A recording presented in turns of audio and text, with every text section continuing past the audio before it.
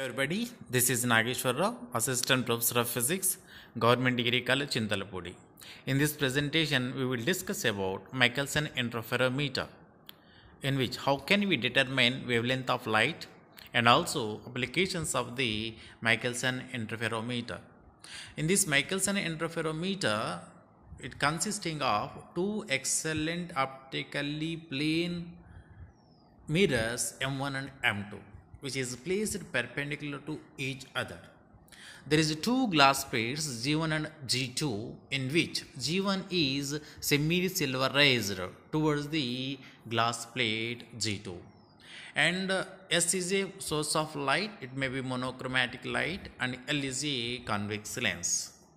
So this is the L is the convex lens, which is used to render the light ray into parallel beam, where G1 is a glass plate is semi-silverized towards the glass plate G2. This is M1 is the perfect plane mirror and M2 is one of the perfect plate mirror, where M1 and M2 are perpendicular to each other. So the angle between M1 and M2 can made by using the screws, these screws. We can change the angle between M1 and M2. So this is the traveling the microscope eyepiece, that is T, to observe the interference fringes. So that due to the interference we can observe bright and dark rings or bright and dark fringes we can see.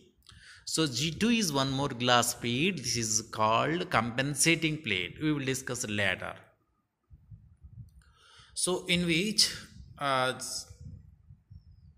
can we work this experiment? So there is a convex lens L. S is a source of light. This is G1 is the glass plate. Already I told you. This is semi-silverized towards the glass plate Z2. This is mirror M1, mirror M2 are perpendicular to each other.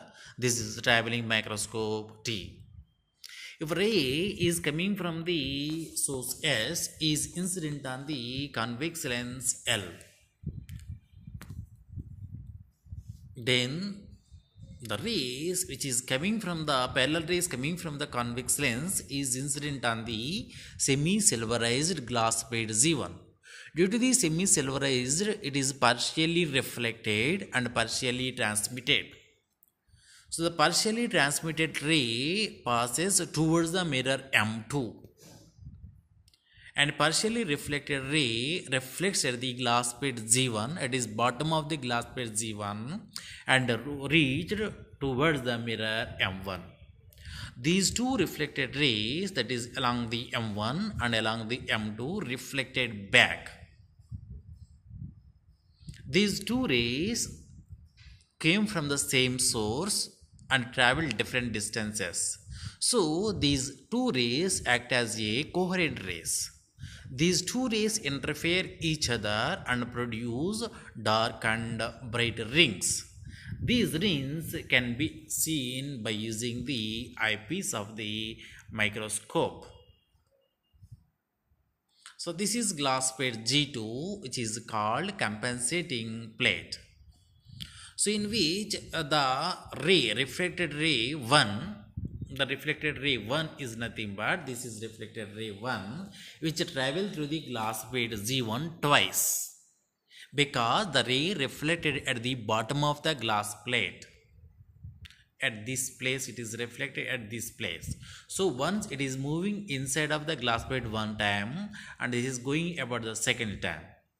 So the reflected ray 1, which is travel through the glass plate Z1 twice, but the second reflected ray, that is towards the mirror M2, travel not at least once.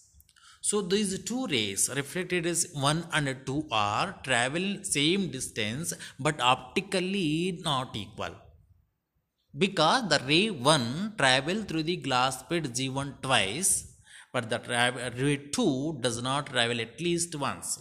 So path difference is not equal, so that we have to use another glass plate Z2 having the same thickness of G1 and same material.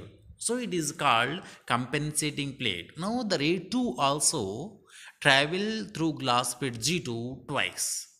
So two reflected rays now optically equal, travel different distances, came from the same source, and after interference they produce bright and dark rings. So this is called compensating plate Z2. If it is monochromatic light, this glass plate G2 is not compulsory. If it is white light, the glass plate G2 is compulsory to observe the interference fringes. So as shown this is diagram, this is M1 is the mirror M1, M2 dash is the virtual image of the mirror M2. So we know the for A1 travel along the M1 at a distance of x1, and the ray 2 travel along the mirror M2 at a distance x2. If those two distances are not equal, there is an air gap between M1 and M2.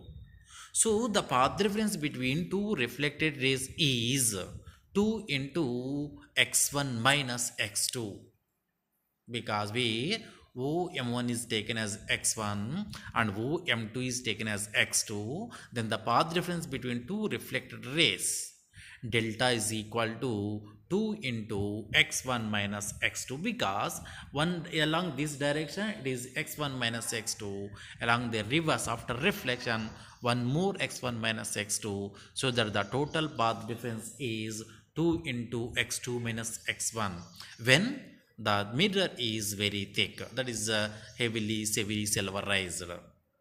If the glass plate G1 is very thin, the additional path difference lambda by 2 is added according to the Stokes law. So path difference delta is equal to 2 into x2 minus x1 plus or minus lambda by 2. If it is of course is equal to n lambda, that is a bright ring occurs. If it is equal to 2n plus 1 into lambda by 2, dark ring occurs. So what are the uses of this Michelson interferometer?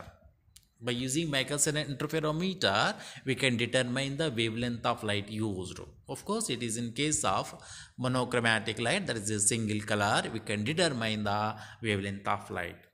If it is not monochromatic light, we can determine the difference between two wavelengths. That is, of course, the resolution of the spectral lines. Resolution of spectral lines is nothing but the distance between two spectral lines, that is d lambda, we can determine by using the Michelson interferometer.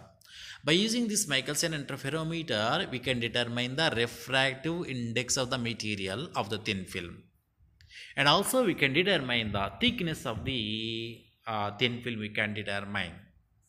And of course there is fourth one is there, that is to measure the standard meter in terms of the wavelength of light. Now how can we determine wavelength of light? That is of course monochromatic light. We know there is bright and dark rings we can observe in Michelson interferometer. If the mirror M1 is travel or moves by the distance of lambda by 2, if the distance of lambda by 2, the path difference is, we know, 2 into x1 minus x2, that is 2 into lambda by 2, that is lambda path difference occurs by moving the distance of mirror M1 by lambda by 2. So in case of this path difference 2t plus lambda by 2 is equal to n lambda for the bright ring. If already told you that if lambda by 2 is moving the mirror M1, then the path difference is lambda. It is nothing but when one bright fringe is shift into the place of another bright fringe. For example, these are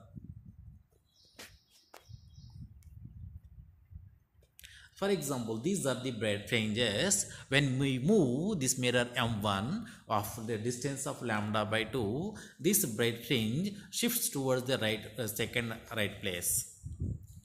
For example, when the distance is moving from one place to another place of the mirror M1, if there is n bright fringes moved from one place to another place, then n into lambda by 2, that is the distance travelled by the mirror M1, is equal to x2 minus x1 or maybe x1 minus x2. So from this principle, lambda is equal to 2 into x2 minus x1 by capital N, where capital N is the number of bright fringes shift from one place to another place when the mirror M1 moving at a distance of x1 minus x2 or x2 minus x1. So by using this principle, we can determine the wavelength of light. So this is about the application of Michelson Morley interferometer. Thank you.